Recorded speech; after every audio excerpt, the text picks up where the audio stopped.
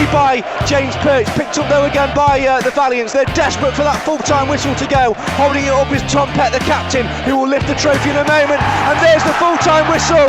It's Port Vale who will promote to Sky Bet League 1, and Mansfield Town, who spent yet another season in Sky Bet League 2.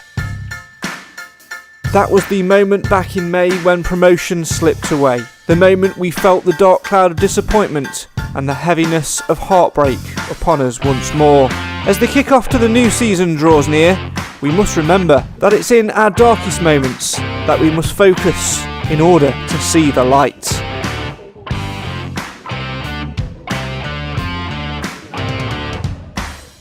Nigel Clough and the boys are back in training, ready to give it another go. And as we officially kick off Series 6 of the podcast, tonight we're asking if the weight of expectation is going to help or hinder us as we go once more with feeling.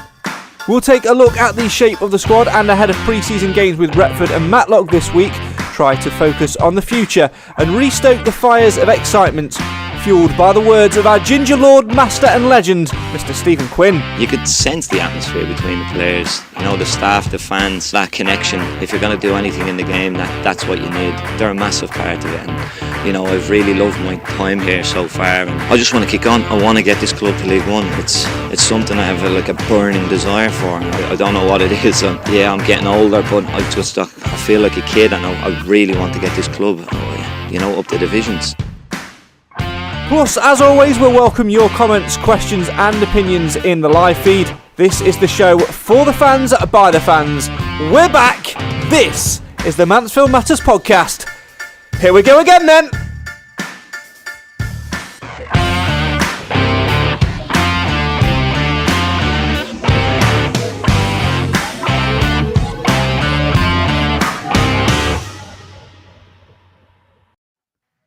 Hello, good evening and welcome to the show for the fans, by the fans. Why?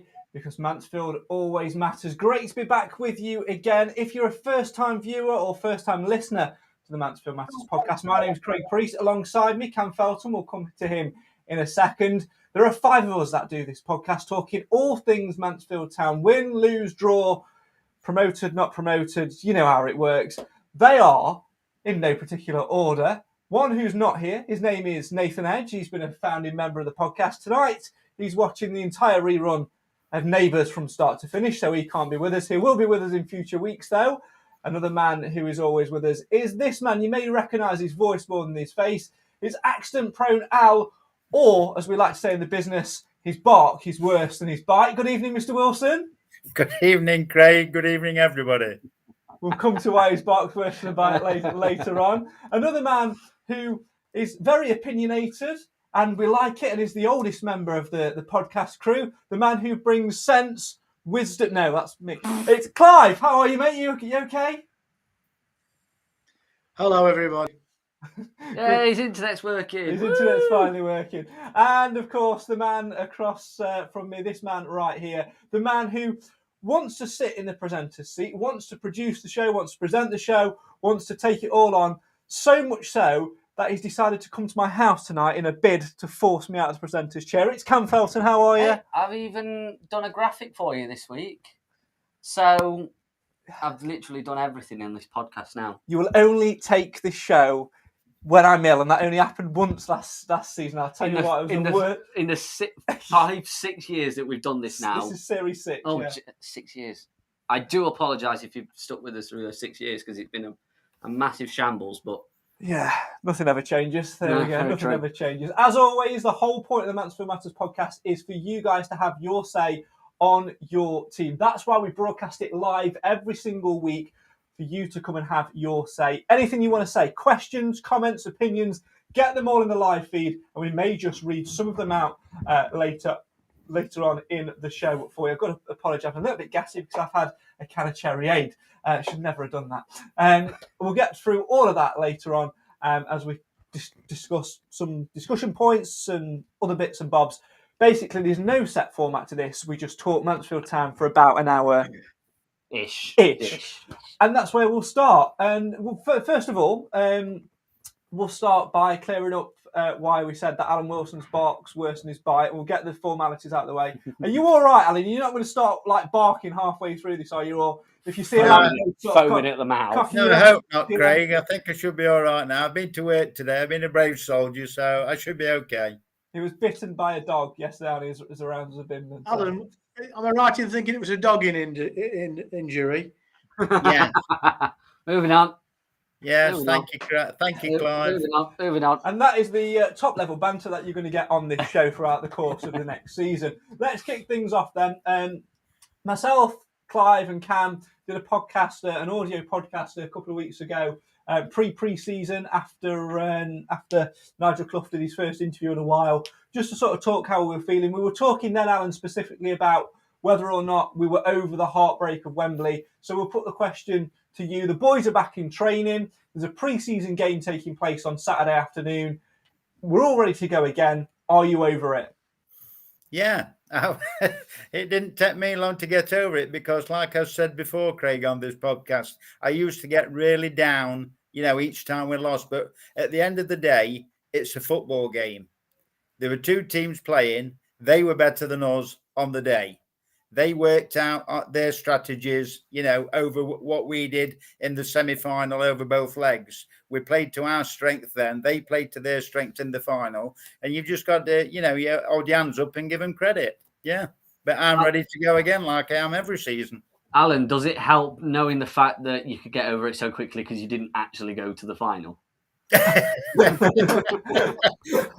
No, not particularly. No, I was there in spirit, and I was there sat in a massive cinema room in Corton, which is near Norfolk. Suffolk, sorry, Suffolk. And there was only me and my wife sat watching it. It was a massive room. I mean, anywhere you go, people just go, above and beyond for the cause of watching Mansfield Town. As Craig says in the comments, though, Clive, it's no good dwelling on Wembley. The journey starts again on Saturday. And I firmly believe that, the journey actually started last Friday, the minute the players walked back through the door. Yeah, what's gone's gone. We move on. The excitement that I'm experiencing in anticipation of the season in front of us is obviously fairly well shared, judging by the season ticket sales. Yeah, over 4,000 sold. And let's come to our first point tonight from Jamie, who says, great backing from the fans this season, selling over 4,000 season tickets. It's going to be hard to get away tickets this season. I think it shows how important that online ticketing system is going to be, Cam. Could you imagine if that wasn't, in fact, and there was the queues of 4,000 season ticket holders around the ground getting a ticket for 90 hours like we had last year? Oh, it don't make a difference. You can't get away tickets on there, can you? You will be able to get away tickets on there, so I'm led to believe. That's going to save me then. I don't fancy travelling from Rotherham every time we're going away somewhere. At least I'm sure that's what I'm led to believe, Alan, that will be the case. I'm sure we'll get some proper clarification, but I'm sure that's the whole point of this ticketing system, to make it easier for home and away tickets. I'm just saying, well, I've seen people, on the internet and whatever, saying social media, saying just how simple it is. I think Clive's one of them. I'm sure he'll be able to elaborate on how easy it is.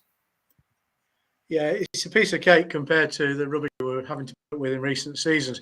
The thing is, you set up an account for yourself, and once your account is logged, you are in a status, whether it be season ticket holder, senior, or whatever it is. And so the next time you do anything in the form of ticket, automatically detail appropriate ticket.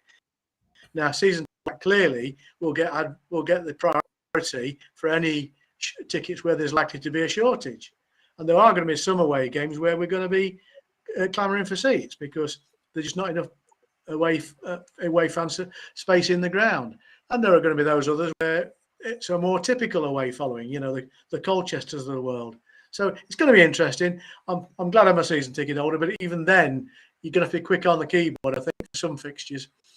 Yeah, you certainly are. But I think the new ticketing system will make it simpler. I think the way I foresee it working, I mean, I could be completely wrong. I'm sure the club will give us further clarification when the away games start coming in, is that at the moment, like it is for the pre-season friendly, your seat is held for a week in your reservations, and then you turn that reservation into a sale, which is really, really simple. I presume it will probably do a similar for the away games. You'll probably get a shorter time. You'll probably get 2 or 3 days to turn that into a ticket. Of course, First come, it first won't served. be it won't be a precise seat for an away game. It'll just be a seat. It won't be your seat. Yeah, absolutely. Yeah, absolutely. Paul says the wife has had her first season ticket, so I've got her at home full time and now at football. Oh, well, would like to see some more new faces, hopefully, as well. Roy says, I'm gutted I can only get to the night matches this season, but I will be there in spirit. I managed to get a place with Team Sheffield in Fishing. Well done to you. I think one thing that, we talk about the season ticket sales, Cam, 4,000.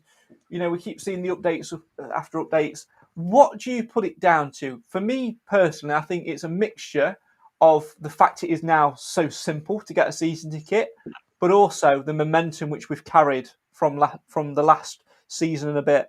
Yeah, I mean, steadily over the years that since, I wouldn't really count the conference winning season because you just jump on the bandwagon. I'm not saying fans do, but notoriously we were getting 3,500 at the start of that season. By the end of the season, we were getting 7,000 week in, week out. But it's like just the town of Mansfield is like fully galvanised. I knew you were going to do that. And they've just got behind the team. You could see good things are happening at the club, and you really don't have to look hard to find something good at the club now. You can go on Facebook, Twitter, whatever. You can even read the Chad newspaper. Once you've got through all the adverts. Once you've got through adverts. Or buy a physical copy. Do you still do physical copies? Yeah. But still, the point is, it's not all doom and gloom about Mansfield now. There's actually positive things going off at the club. We've got a good academy. We've got a relatively okay women's team. If anyone knows, obviously, I work for Chesterfield. I'm not going to slag anyone off. Why have you just swore in my house? No. So I'm not going to say they're brilliant because I want to win the league. But point is, we've got so much good about Mansfield now, and it just seems that the ticket sales have just gone up and up because things have just been getting better. And I think the only thing that probably lets down the club now is probably the ground. Maybe not necessarily the ground itself, but just like individual little things little in the snippets, ground. Yeah, that just improve season upon season. But it just seems that we've got the infrastructure right off the pitch. We've got the training ground, we've got the academy, we've got the women's team, we've got all these different things, the hospitality, the functions. We now need to translate that into things on the pitch, but we can't do that without the ticket sales because the club need the money. Melvin says on tickets for away games, should be a fair system for away tickets on how long you've been a season ticket holder. I can see that. I think it would be difficult to implement in the short term. I think, like we've said for everything regarding this new ticket system, give it time. I'm sure David Sharp will be working on a way to try and do that and to try and sort that out. Alan, let's go back to season ticket sales. You've heard Cam's views there. What do you think it is? Why do you think that Mansfield have surpassed this 4,000 season ticket sale mark and, putting us in this good position to get very good crowds at home next season? I would put it down to three things personally, Craig. I think number one, Nigel Clough and how well it's done. Number two, the end of last season, when we went on the massive run and the crowd, everybody was together. And three, I would also put it down to spending power because people who buy season tickets, you can miss a few games and you're still not going to lose money. I know it's a big layout, initial layout to 375 or whatever it is, but you add, the 23, 24, 25 pound a match adds up and you go to 23 games. I think it's a big saving. And I think people have realised that. And if they could, they've got on board with it and spent the money wisely. Apologies, by the way, if you can hear an occasional knocking. That's the ladies in the house throwing the ball for the dog to keep the baby quiet. Entertained. So there you go. Jody says we've sold lots of season tickets because we're all excited. Absolutely. I want to come to another thing about season tickets, though, Clive, and it's what it brings. 4,000 sold, which is excellent. Really great to see that money going into the club. It shows that the fans that are backing it this season.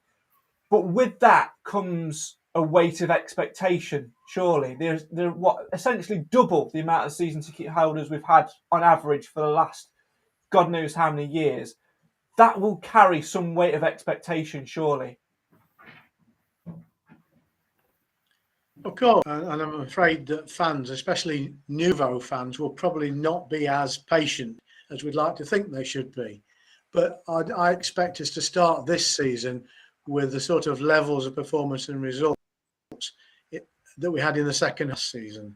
And therefore, we should actually reinforce support early on, I think. But you're right, the more people that turn up for a Stags game, the more expectation. And historically, sadly to say, whenever there's been a really big game, we've let ourselves down. But this is not a game, this is a season. So I'm not at all worried about that. But I think as we obviously the sales so far have been as a result of the early bird offer, inevitably they'll slow down now. But I expect if we start well, there'll be a clam season tickets again toward the halfway point in the season. So this all are only ever satisfied that a season ticket is incredibly good if you come to every game, and it even allows you to lose a few games for the odd holiday or whatever, and it's still better value than buying your ticket on a match by match basis. But the only criticism I've heard buying season tickets is that there isn't a stage payment option for people. I guess the club isn't in a position to do that. Yeah, certainly not yet. I know there was a few years ago an option with that company, I believe. Yeah, Zebra Finance, was it? They was folded. it Zebra? Am I Yeah, thinking it right? was. Yeah. There are still companies out there. I don't think it's necessarily that the club don't want to do it. It's just each individual business will take a percentage of whatever. It's not. It will take money away from the club essentially. So, but also you've got to. There are ways of doing it. Like for example, everyone knows at the moment I'm unemployed. I can't afford to buy a season ticket outright. I have my season ticket for next season, but I've whacked it on a credit card and know that I can pay it off over X amount of the months, which is essentially the same thing as doing that financing. I want to come back and away from the off the pitch sort of things, Alan, because it could impact us on the pitch. We had a phenomenal home form last season, which was due in no small part to the run of games we had at home, sort of Christmas, New Year time, all in succession. Having that amount of home fans there week upon week, all right, perhaps only 80% will be the average sort of there. So let's say, for argument's sake, we might get 3.5 plus any sales on top per week. We have to turn that to our advantage and make Field Mill even more of a fortress than what it was. One Course Stadium, of course. Well, I think it will be. I think the fans have done their bit. It's like Stephen Quinn said on the iFollow interview. He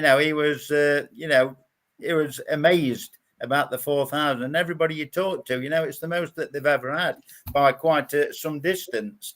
So I think it just bodes well, Craig, because you've got the fans there, or you've got the bums on seats. All the players now have got to do is turn up and play.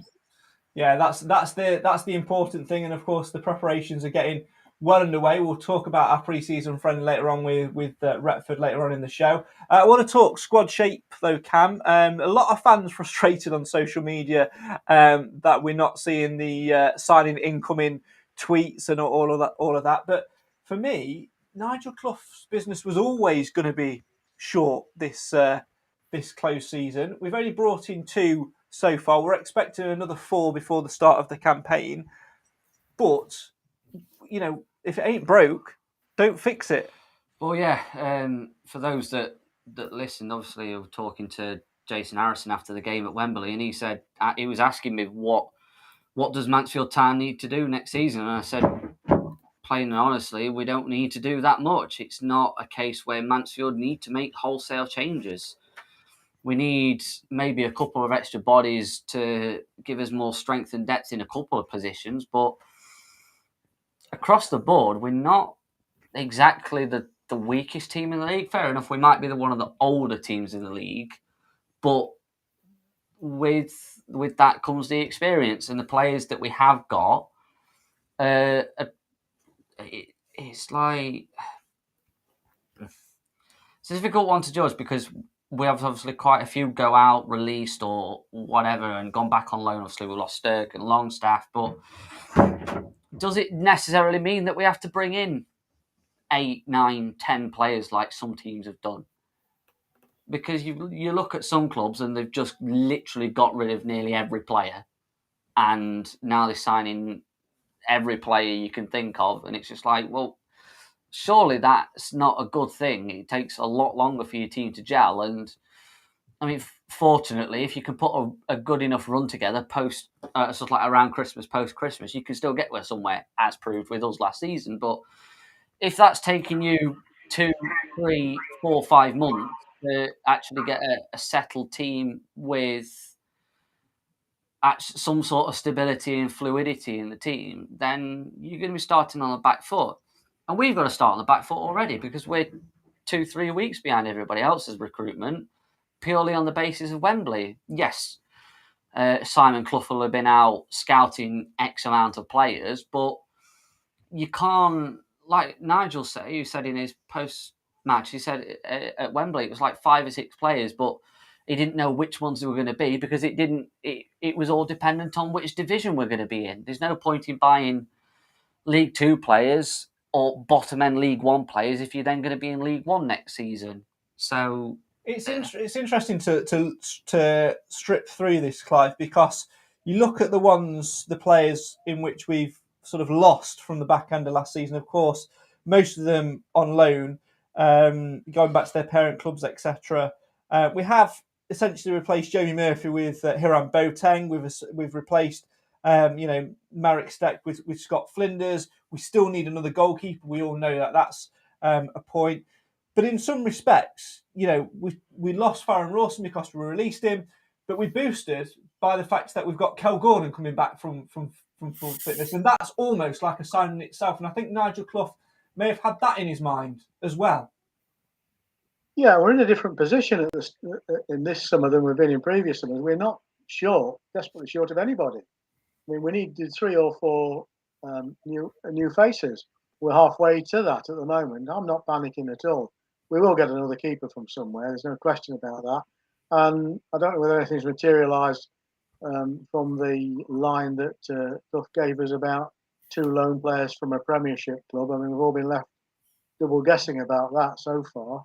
But that could be a last minute thing anyway. But we started with a strong nucleus of players, which makes it different previous years. And even if we recruited nobody this year, apart from a keeper, we're in a position to go forward. Yeah, and I think another key part of that, Alan, as well is, I mentioned Kel Gordon coming back into the frame there in the defensive positions. You've also got Ollie Clark back available now as well. He's had those extra weeks to get himself fit. He looks, sharp enough from the footage that we've seen. He'll be like another new addition. He was getting back into it towards the back end of last season. We don't necessarily need to go out and replace the losses which we've had in Sturk and Longstaff, because you've got Clark coming back in and players, who can play in similar positions. I don't think we're massively short. No, I don't either, Craig. And I think if they can't find another keeper, I think Owen Mason will step up to the mark. He'll probably be Flinders number 2, which is fair comment. But if called upon, I think he'd do a tremendous job. Because what I've seen of him and what I've heard of him, is an excellent prospect. And like you said, with the other players we've got Clark, we've got Kellen Gordon, we've got various players in various positions. And who's to say that Nigel Clough's not sitting on this news now that maybe he's already got 2 in that couldn't go to Scotland for whatever reason. I mean, we're not, we don't know. I know rumours come out and whatever, but they might already be, signed up ready. Because we've all heard that it's going to be somebody from Forest. Whether it is or whether it isn't, we don't know. It's just rumours. Well, we have the traditional pre-season bingo going across at the minute, Cam, on our social media, just for a bit of a laugh. And one of those boxes to see is the word trialist.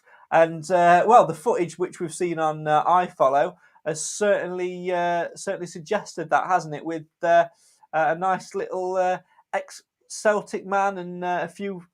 Aberdeen, weren't it as well? Yeah, ex-Celtic, ex-Aberdeen, training with us at Also- the moment as well. Can we tick this off as a ginger dying in the heat? Yes, we can. Yeah. Yes, that's another one off the list. Yeah, absolutely. But let's talk. Let's talk try list. I can't. What's his name? Dylan McGee. Uh, Dylan Mack. Dylan.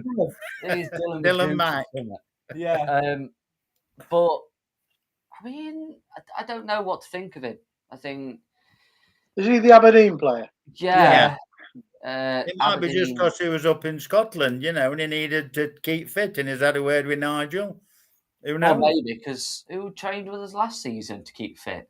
Keogh, wasn't it? Richard Keogh, yeah. Yeah. He went to Blackpool. So, yeah, it could just be a fitness thing, or it could just be a major coincidence that he was up. He's living up in Scotland, and that's just where we went. Yeah. We don't know. They could just be. It could be something or nothing. We don't know, but it's the fun of having a trialist. It ticks a box off on the old bingo, which is always well and good. I'll put this question to you because I think we might all have differences of opinions on this. Before we do, get the picture back up so you can.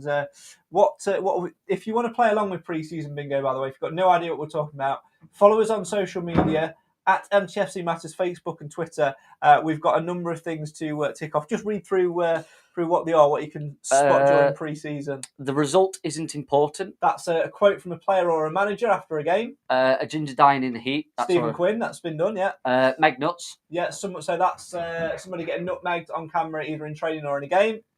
Great to get minutes in the tank. That's players' social media after the game. That'll be Saturday. After Retford. Yeah. Injury to a key player. Yeah, that was Nathan's suggestion, thinking about Kel Gordon and Ollie Clark. A player looking shattered. Yeah, so we've had plenty of that this week in the training camp in Scotland. Centre-back next to worldie. Always happens. Faz Rawson pre-Wembley. Yeah. That looks like so-and-so. So that's a social media comment from a fan when they're scrolling through We've already the had images, that which one, we've had yeah. that one, yeah. A photo of Bobby the dog. Come on, where's the dog content? That'll be probably Matlock. Yeah, we need the That dog will come content, out. yeah. Fluffy sort of way, Derby, innit? A player caught doing a lapsley. So George Lapsley, there was an infamous image from the first day of training where he's got his hands down his pants. So it's a player caught with hands down the pants. Where's so-and-so comment? Yeah, so there's We always a had player. that. Have we had that? We've had I've not that. seen Someone one. was asking, where's Stephen Quinn? Yeah. Even though he was actually there, and there was a lot. There's an and interview there with him, which there was we're probably photos gonna and play videos. Yeah. Someone still said, "Where's Stephen Quinn?" But a questionable signing announcement video. Well, we've already had these. When's is it going to be somebody getting off the train? What was it last year? Did we have the drone flying in for Danny Johnson and turning around? There's always a question about that. we did. Yeah. I mean, at least we won't make a signing in Tesco. Very How true. tin pot. Very, very true. Ruined Tesco for me a bit, actually. On the subject of Johnson, did he travel to Scotland? Yes. Yeah. Yeah, he's pictured. Yeah, he's pictured. Yeah. Player/staff GoPro diary. Yeah, not had that yet. I'm very disappointed in the Stags media team. I Usually love they a stick GoPro diary. Stick a GoPro on Jan or TV. Yeah, they did it. Not a clue. didn't Not it a clue what you're talking about. Did it in pre-season Last didn't year they? they did it for Ollie Clark. Yeah, and the year before that, I think John Dempster had it when he was gaffer and when they went to Portugal. Janner's had it a few times. It's always fun. O'Toole gets in a scrap, Bound to happen. That's probably happened already. We've just not seen it publicly. fighting over golf probably. Defeat at Matlock. That'll happen Tuesday. I'm not so sure, but Always get beaten on Matlock. it's great fun though. So we've ticked off I think we've done 3 or 4. 3 officially, but I think we've done 2. Possible another one. Yeah, we've done 2 more. Where's the so-and-so and the ginger dying in the heat?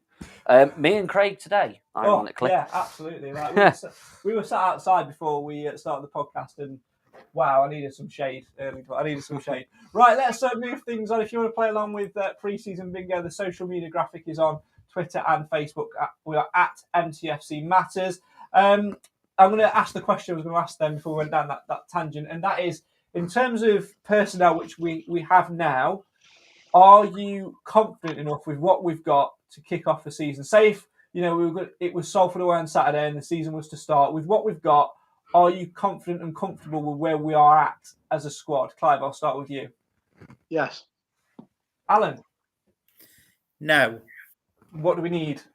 an extra keeper, just to be on the safe side. Yeah, I'd agree with Al, to be fair. Yeah, I think we're too short, and then I'd be happy. We definitely need a keeper. Striker. Somebody around 22, 23 to sort of buffer that gap. So you've got Flinders top of it of an experience, a keeper that's had a couple of years under his belt, and then Owen Mason sort of scrap in, potentially him to go out on loan, and then you've got the younger lad, Louis Turner, as the third.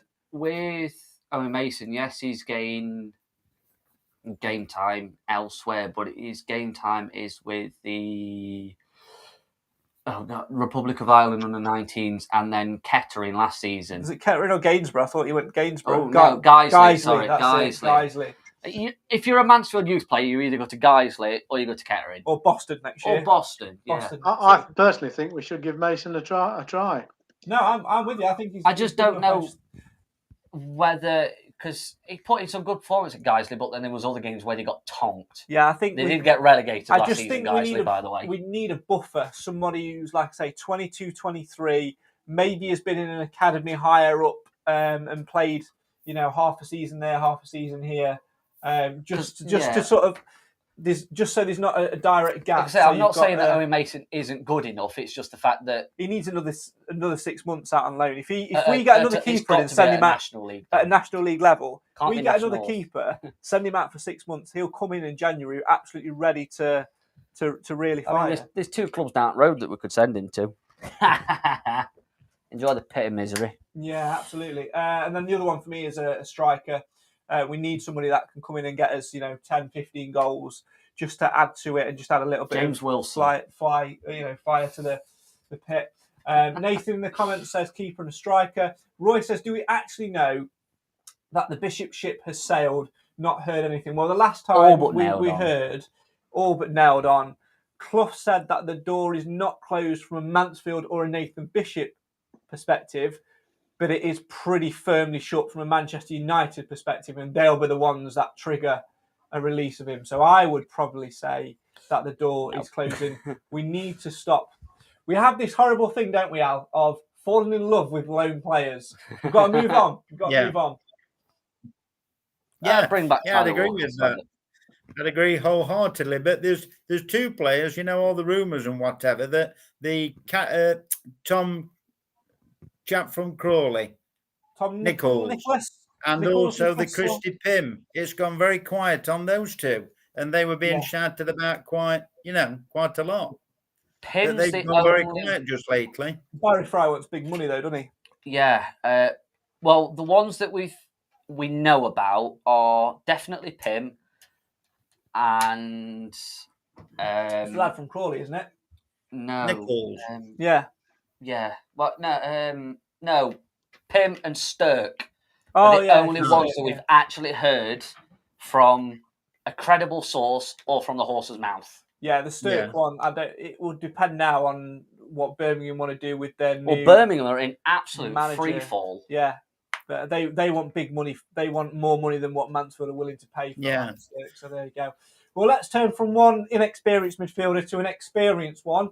That is the man who's been dying in the sun. Stephen Quinn signed a new 1-year deal. He was always going to sign a new year deal, although he did make us sweat a little bit as he went on an extended holiday.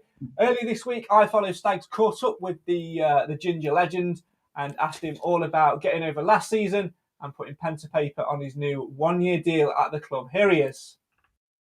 A long off season, but nice to see the lads again, and we're all buzzing again. Football moves fast. You can't dwell on that, what's happened. I mean, I've lost, I think that was my 5th playoff final I've lost now, which it's a sickener really, but you've got to get on with it. Times move, football moves fast, and for me, just looking at the season ticket sales, bypassing 4,000, the atmosphere we had around the club last year, I just think it's something we can just build on. It just kind of takes off from last season really, the buzz around the place. From that time when we were struggling, just when we needed the fans to get behind us, it was an unreal run in, to be honest with you. You could sense the atmosphere between the players, you know, the staff, the fans, that connection. If you're going to do anything in the game, that's what you need. They're a massive part of it, and you know, I've really loved my time here so far, and you know, I was really happy to sign again and continue the progress of the club. I don't think it was ever in doubt, you know, once the manager wanted to keep me. And you know, I didn't want to finish on last season's Wembley defeat. I just thought,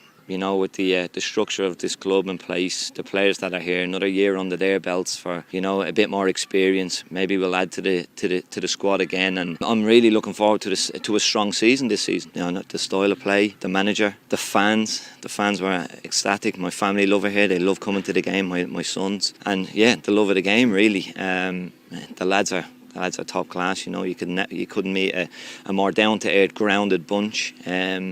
Who were absolutely devastated, obviously, with last season. But you know, that's an experience for them. You know, I've had some of those experiences, so that thickens the skin. So it was more or less everything as a whole. I know there was other clubs knocking, but you know, it was never in doubt that I was not going to sign here. I just want to kick on. I want to get this club to League One. It's something I have a burning desire for. I don't know what it is. Yeah, I'm getting older, but I feel like a kid, and I really want to get this club, you know, up the divisions.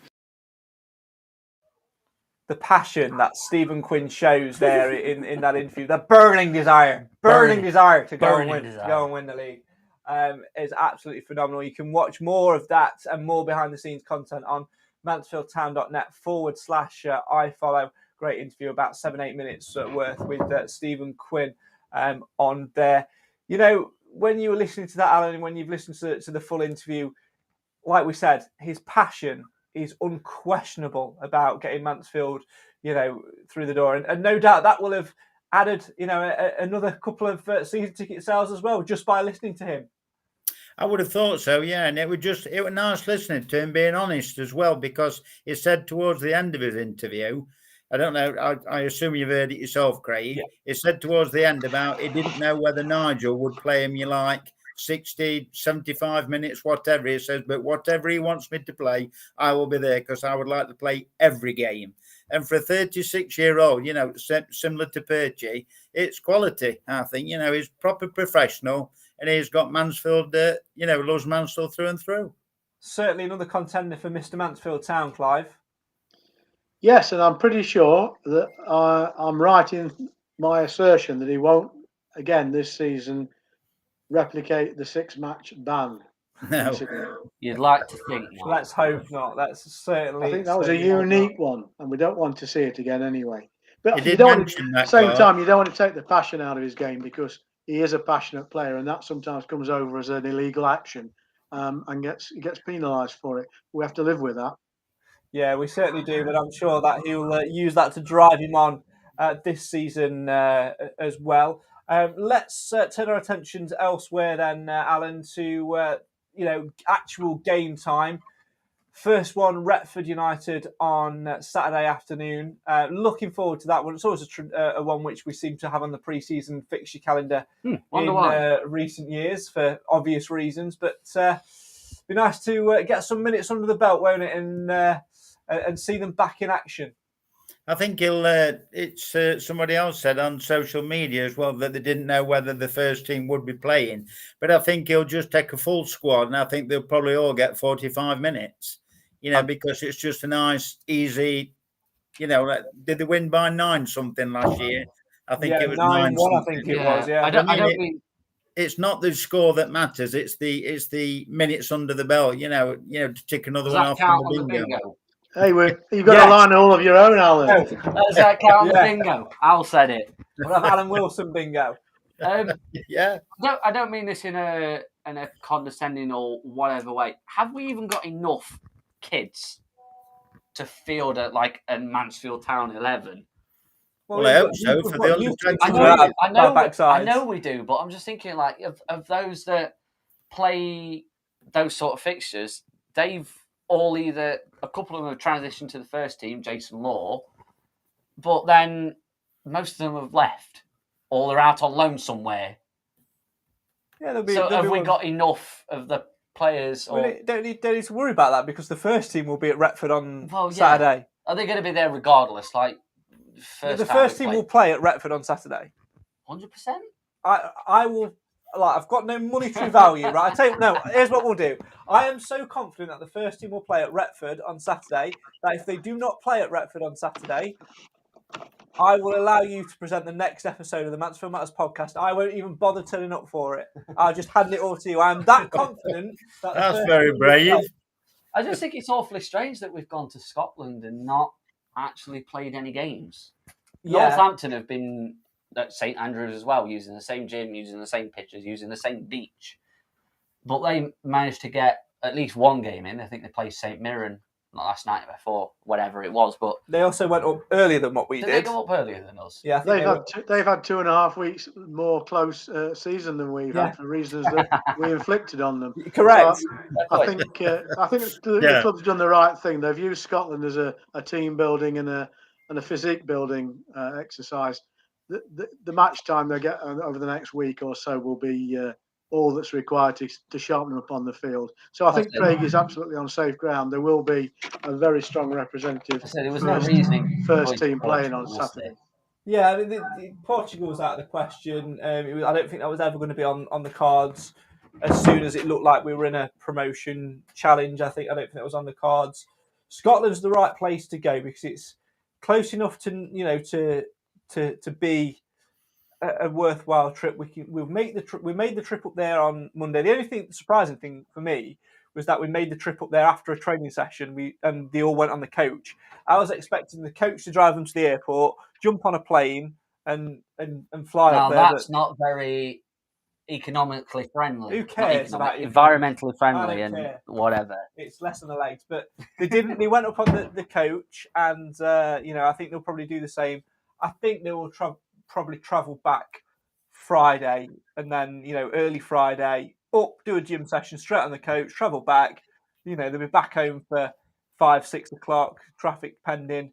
Up you go and ready for the next day. It's not been, Alan, a pre-season camp, which is a jolly. Yes, Jordan Bowery has taken the golf clubs, and they've had a couple of rounds of golf whilst they've been out there. But as we've seen, it's been essentially 3 sessions a day: gym, football, beach session, all about team bonding, all about building that physicality up. And it's not like we're even starting from scratch because we have had such a narrow gap. It's almost just like a charge of the batteries. Well, I think most of them, even Quinny said the same, didn't he? Although he'd had a few more days away than the others. I think he said the same. He'd been keeping himself relatively fit because, like you say, it's only been about a month. So, it's not a lot of time to, rest on your laurels, is it? Because I'm sure your research, your Jordan Barrys and people like that have been doing their own thing anyway in between, because they all look pretty sharp. And I must admit, I've thoroughly enjoyed watching the iFollow, programs that they've put on. There is another thing as well. We don't have to bed in as many new players this year. So they ought to be much closer to that level of coordinated play than they would have been if we'd been recruiting 6 or 7 players in the summer. I thought you were going to say something. No, I was yawning. I thought you sounded like you were going to say something. No, I think you're absolutely spot on. And do you know what? That is, whilst people are a little bit frustrated with that, Clive, I actually think that's a good thing because we're not starting again. It doesn't feel like we're starting again. Yes, we've got a whole new set of fixtures. Yes, everybody's on level points. All the stats get wiped off. But for me, it just feels like we've had that bump in the road. We just go again, and we just build on what we've got. And I think that's a real positive of that gives us a real positive going into the new campaign. Yeah, the two things: they've not had the time to get unfit, and there's not the need to blood too many players. I think the goalkeeper relationship with the back four is important. Now, I'm guessing they'll have done a lot of work on that. But generally speaking, the units have stayed intact. We know we've got a hole at the front, which we could do with filling. We know we need a second keeper. But other than that, I'm not unduly worried. No, I think you get these games under our belt. What I think will happen over the next 2 pre-season games, Matlock and, of course, Retford on Saturday, every first-team player will get at least 60 minutes worth of football, if not 90, by playing 2 lots of 45 or whichever way Nigel Clough decides to do it. And then the real test will be, the Rotherham game and then the Oldham game. And, of course, we've got Sheffield United behind closed doors as well. People are saying it's not enough games, it's not this, it's not that. We don't need them. We don't need plenty of games. Yeah, we don't need to have the games to try out different systems. We don't need the games for fitness. We just need them to keep the energy ticking over and to get the momentum back, and then we're ready to go again. So, Salford, we'll talk about it more towards the time, but they've had a new manager. They've brought a new squad together. It is new for them, but for us, we're at a different stage. And for the first time, that's what fills me with genuine excitement going into this campaign. We are running slightly out of time, so we are going to end on this little one. Roy says 24 teams in this division. Where do you think we will finish? I think just inside the playoffs, about 7th. We'll readjust this, before the first game of the season. We'll all write down our predictions and things like that as well. But bearing in mind what I've just said about it being a continuation, for me, we will push on, and the hurt and the annoyance and the anger towards how it finished last season will push us on to a top 3 spot. Alan Wilson. I would. You beat me to it. I would say top 3, or I would hope top 3. Definite playoffs, but I would hope top 3. Clive? If we have a good August, automatic promotion. Cam? Automatic promotion, because balls to the playoffs again. Yeah, I don't want to do Wembley again. As much as Wembley's great, it sucks. It certainly does. Especially when you want to sit there and watch all the celebrations after everybody else has buggered off. Yeah, I'd almost forgotten all about that. There you go. That's almost all we've got time for tonight. If this is the first time watching or listening to the Mansfield Matters podcast, welcome. Where have you been? Where have you been? This is Series 6, man. Series 6. If you're a regular listener, welcome back. How does the podcast work? Well, this is how it's going to pan out for the next season. We'll do a podcast every single week, mainly during the week, either on a Wednesday or a Thursday, roughly about 7:30. There's 4 of us on tonight-ish. There are usually 5 of us. We are looking for new people as well. So if you want to join us, drop us a DM on Twitter or on Facebook, and we'll see if you fit the groove. You've basically got to like Nando's and not, Clive, give away the fact that we get discount. Ooh. Still on a yellow card offence for that. He's not saying a word. I reckon that's worth a 3 Nando's suspension. 3 Nando's ban. 3 Nando's ban. Well, if you're going to punish me, make it a punishment. We'll think about it. So yeah, we do a weekly podcast, always live on Facebook, Twitter, and YouTube. And when we've got a game in midweek, we will do a show on the Sunday as well, aka the Sunday Sermon. Not sure if we'll call it that or not this year. We'll wait and see. We'll wait and see what happens. To answer other people's questions, I can't say yet. And that's that. That's almost all we've got time for. Thanks so much for getting involved. If you want to follow us on social media and you don't already, at MTFC Matters is the place to be on Twitter, on Facebook, and that's about it. And yeah, you can get us on YouTube as well. Some extra content on there. Loads of episodes to listen to on the podcast feeds and videos to watch. So if you've got nothing better to do, go back and have a little look at them. We'll see you at the same time next week. We'll be reflecting on all things pre-season friendlies. Until then, have a very good weekend indeed. Football's back on Saturday, and I can't wait for kick-off.